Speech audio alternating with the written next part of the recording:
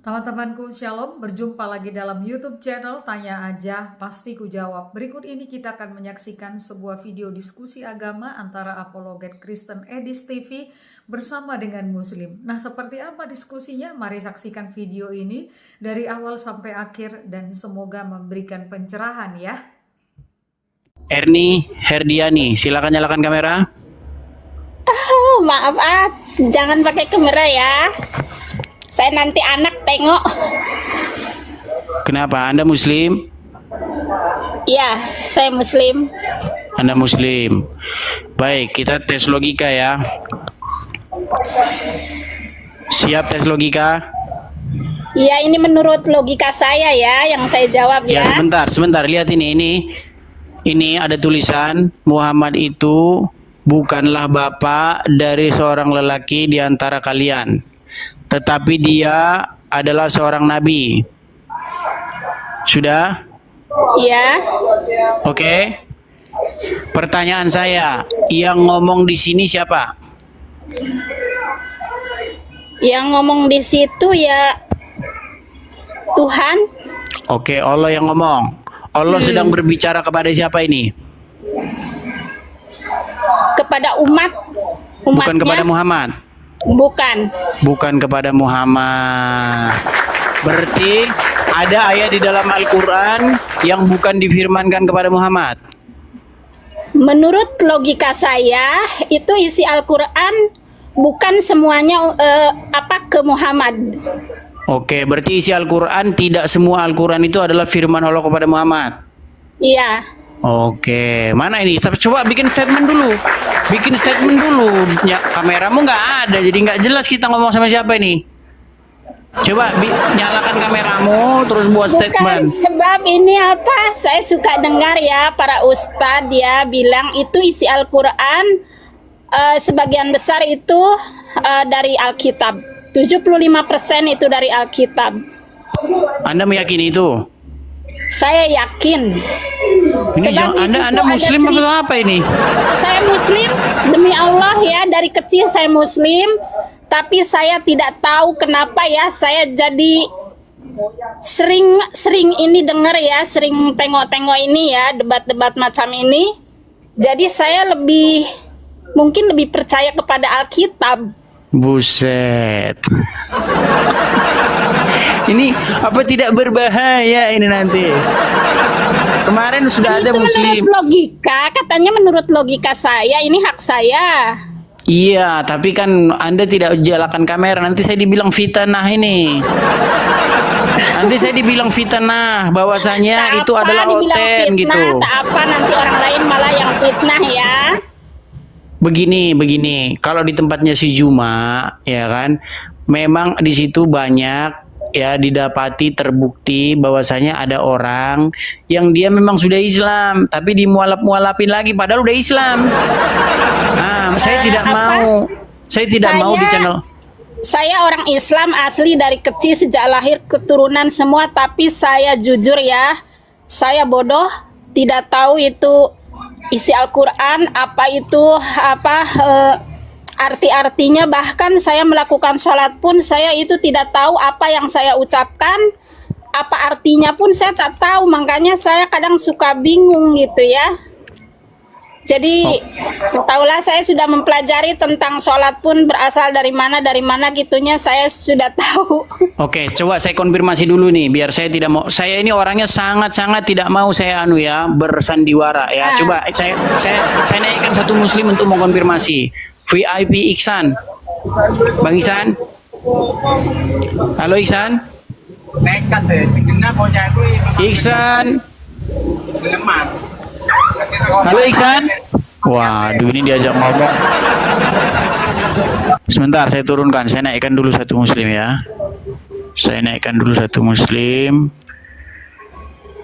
Tolong satu Muslim ya. Yang Kristen teman-teman saya sudah bilang berkali-kali loh, tolong jangan naik ya. Karena di sini kalau Anda ikut-ikutan naik, saya jadi bingung saya mau naikkan siapa. Tolong ya. Tapi saya tak mau debat-debat. Ya Saya nggak debat, hanya saya itu cuma logika konfirmasi saya saja. ya. Iya, saya cuma konfirmasi saja. Coba ini saya cek dulu ini namanya siapa. Halo, Nopran Satria, Anda Muslim? Muslim? Oke, Anda tadi menyimak tadi? Menyimak Bang? Nyimak. Oke, bahwasanya ini ada kakak ini, dia mengakui bahwasanya isi Quran menurut dia itu 75% ngambil dari Bible dan dia lebih percaya Bible ketimbang Quran. Dan dia Muslim tapi masih Muslim. Coba dicek dulu, cross check dulu Bang, apakah betul dia Muslim? Jangan-jangan dia nyamar. Silakan Pak. Silakan. Mungkin dia Muslim tapi nggak dalam. Saya boleh di KTP saya pun ada, saya Muslim ya sejak kecil. Keluarga saya pun kalau mau dicek-cek lah. Cuman saya sedang mempelajari keimanan saya.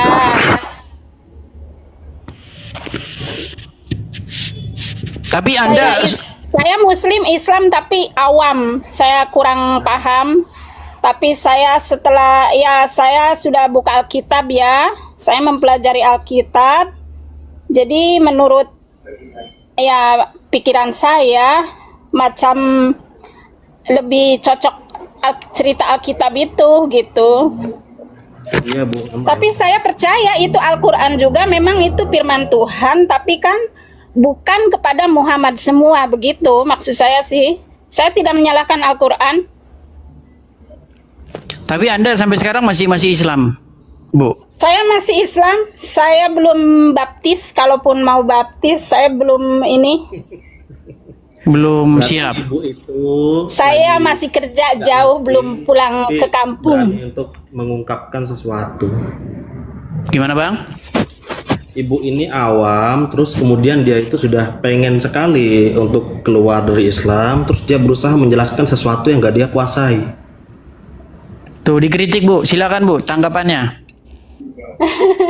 Ya ini kan hanya kepercayaan saya gitu. Jadi saya pun ya dari kecil selalu ini dari kehidupan sehari-hari, dari ini itunya ya saya tak tahulah, saya mungkin terpanggil sama Tuhan Yesus, hanya itu saja. Nah, Waduh luar biasa ini saudara-saudara ini.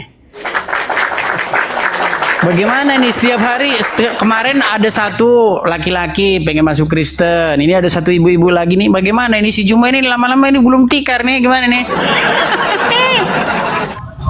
Perkenalan, nama saya kalau masih di KTP Muhammad Rafli.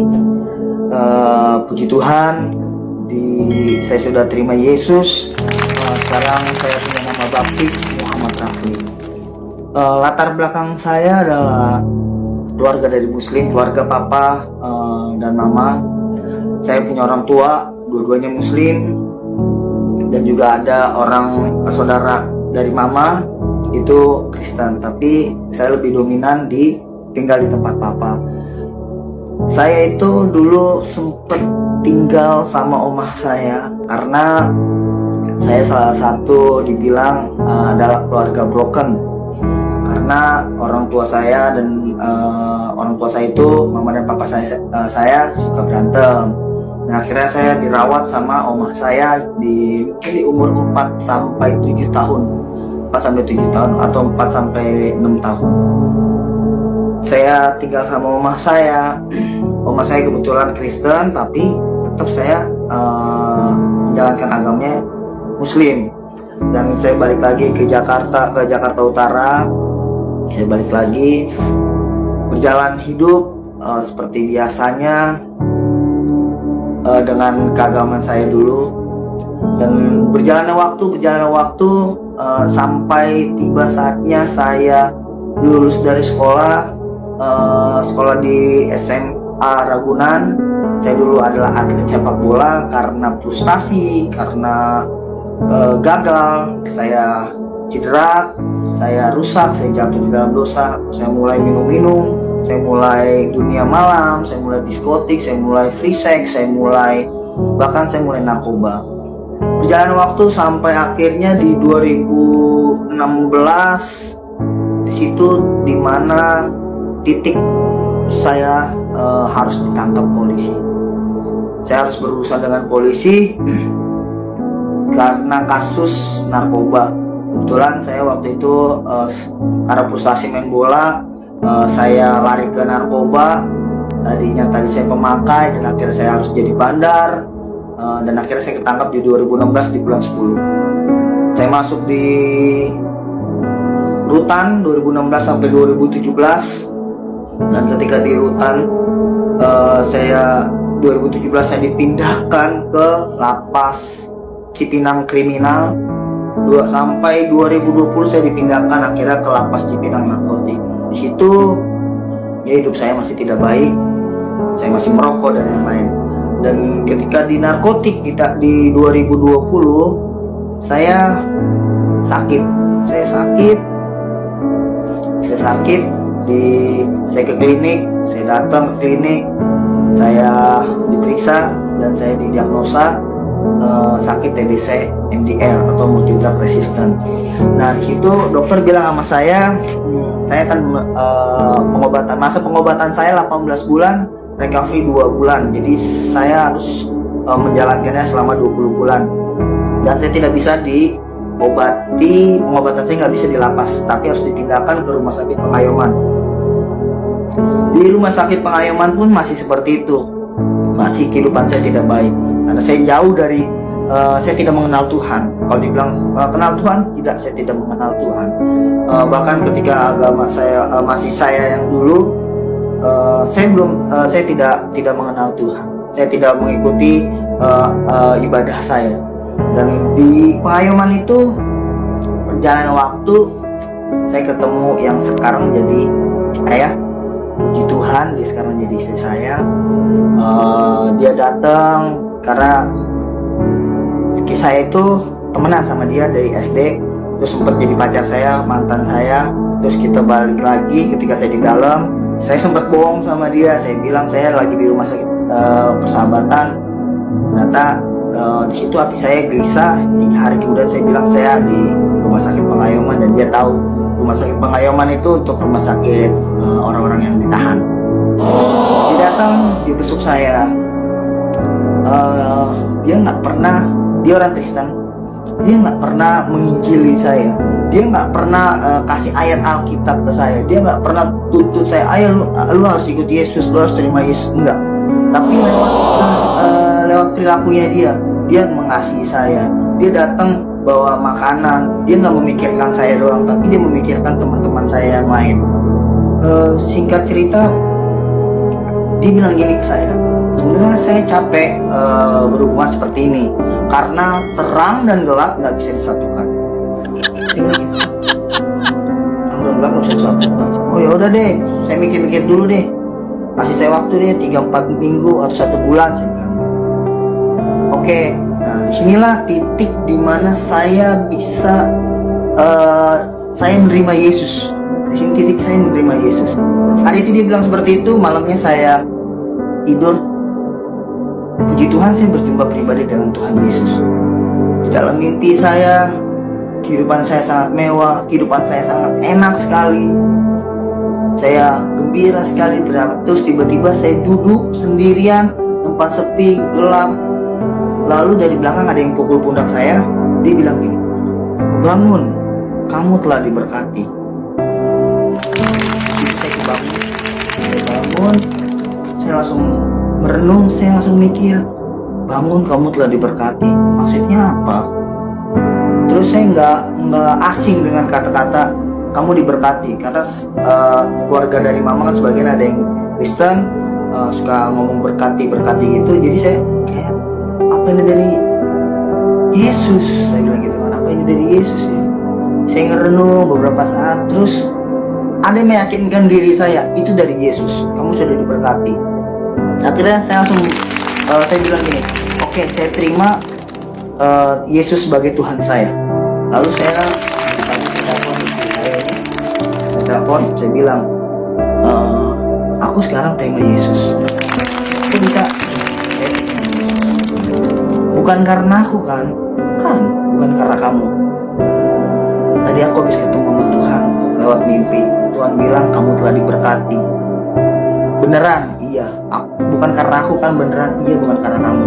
Dan saya bilang gini ke istri saya, walaupun kamu tinggalin aku akan tetap sama Yesus.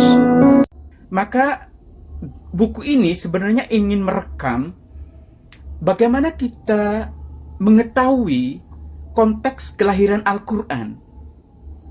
Ya, kita mengira bahwa kita tahu tentang tentang iklim kelahiran Al-Quran. Kita merasa tahu, ya. Tetapi sesungguhnya pengetahuan kita tentang konteks kelahiran Al-Quran itu umumnya tidak didasarkan pada bukti-bukti historis. Nah, jadi saya ingin meneliti bagaimana kita sesungguhnya bisa mengetahui konteks kelahiran Al-Quran. Kita seringkali meyakini bahwa Al-Quran itu lahir di Mekah dan Madinah, dan audien Al-Quran itu digambarkan sebagai orang-orang musyrikun, ya, orang-orang yang menyembah berhala. Tetapi kalau kita membaca Al-Quran, gambaran itu ternyata tidak terlihat, ya. Al-Quran itu memang menyebut kata musyrikun, tetapi musyrikun dalam Al-Quran itu bukan dalam pengertian yang kita pahami, ya, orang-orang yang menyembah berhala. Ya. Al-Quran itu sama sekali tidak menyebut orang-orang Arab saat itu sebagai penyembah berhala. Ya. Kata-kata asnam, berhala dalam Al-Quran itu memang disebut, tetapi bukan diatribusikan kepada audien Al-Quran, melainkan kepada umat nabi-nabi terdahulu. Ya. Maka kita familiar dengan cerita Nabi Ibrahim misalnya, yang disebutkan dalam Al-Quran menghancurkan patung-patung yang dibuat oleh bapaknya. Nah, hal-hal seperti itu tidak tergambar dalam audien Al-Quran sendiri. Jadi saya ingin mengetahui konteks Al-Quran ini apa kira-kira. Nah, teman-teman, kalau kita membaca Al-Quran, ternyata Al-Quran itu sepertinya lahir dalam iklim keagamaan yang lebih ragam, yang lebih pluralistik. Nah, karena itu lebih dari 2/3 kandungan Al-Quran itu sebenarnya menyangkut cerita, kisah, hukum, ataupun elemen-elemen dari umat-umat terdahulu yang juga direkam dalam kitab-kitab terdahulu, terutama the Bible, ya, baik itu Perjanjian Lama atau yang disebut dengan Hebrew Bible atau Alkitab Ibrani, ataupun New Testament, Perjanjian Baru. Jadi lebih dari 2/3 kandungan Al-Quran itu terkait dengan apa yang sesungguhnya sudah dibicarakan dalam kitab-kitab terdahulu. Ya. Dan ini sebenarnya memberikan indikasi bahwa audien Al-Quran itu sudah familiar dengan kandungan Alkitab. Ya. Maka Anda mengetahui cerita-cerita tentang Adam, tentang penciptaan, nabi-nabi, kisah-kisah misalnya dari cerita tentang banjir ketika Nabi Nuh, pengorbanan Kabil dan Habil dan seterusnya. Itu kisah-kisah yang sebenarnya sudah direkam dalam kitab suci agama terdahulu.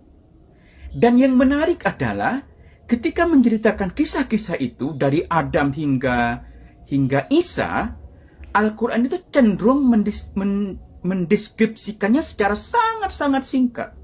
Tidak ada cerita yang detail. Ya. Nah, itu berarti bahwa audien Al-Quran itu sudah tahu detailnya. Sehingga Al-Quran itu tidak menceritakan yang detail. Karena tidak ada gunanya menceritakan detail. Audiennya sudah tahu. Ya. Nah, dari gambaran itu saja, gitu teman-teman, itu sudah membuktikan bahwa audien Al-Quran itu adalah kelompok masyarakat yang multi religious, mereka mengetahui kisah-kisah dalam Alkitab. Ya. Dan ini berarti anggapan bahwa Al-Quran itu lahir dalam iklim yang paganistik itu tidak terkonfirmasi dari teks-teks Al-Quran sendiri. Nah, kenapa ini penting?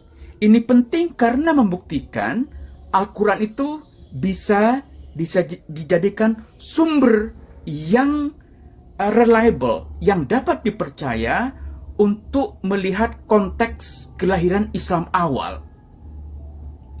Nah, kita perlu tahu, kita tidak punya data dokumentasi yang tertulis yang sezaman dengan Nabi, kecuali Al-Quran. Jadi Al-Quran ini adalah sumber primer untuk mengetahui konteks kelahiran Al-Quran. Puji Tuhan, kita sudah bersama-sama menyaksikan dan mendengarkan akan diskusi agama bersama apologet Kristen dan Muslim. Dan kita melihat bagaimana pekerjaan Tuhan terus dinyatakan melalui media sosial, melalui tanya jawab maupun diskusi agama yang dilakukan di berbagai media sosial. Dan biarlah kita sebagai orang Kristen hanya perlu menyampaikan, menjelaskan, menceritakan kabar baik, menceritakan dan menyampaikan kebenaran, dan kebenaran itu sendiri yang akan memerdekakan orang-orang dari dosa, dari maut, dan mendapatkan akan iman kepada Tuhan Yesus Kristus. Oleh karena yang membuat seseorang bisa percaya kepada Tuhan, bisa mengalami pertobatan dan kelahiran baru untuk mengikut Tuhan Yesus di dalam kehidupannya, bukanlah pekerjaan manusia, tetapi sepenuhnya adalah pekerjaan dan karya Roh Kudus. Jadi biarlah Tuhan melakukan kehendaknya, melakukan bagian pekerjaan dan karyanya, dan setiap manusia, setiap orang percaya juga melakukan bagiannya di dalam mengabarkan akan kabar keselamatan. Dan kiranya video ini menjadi berkat tersendiri bagi teman-teman sekalian, dan Tuhan Yesus memberkati.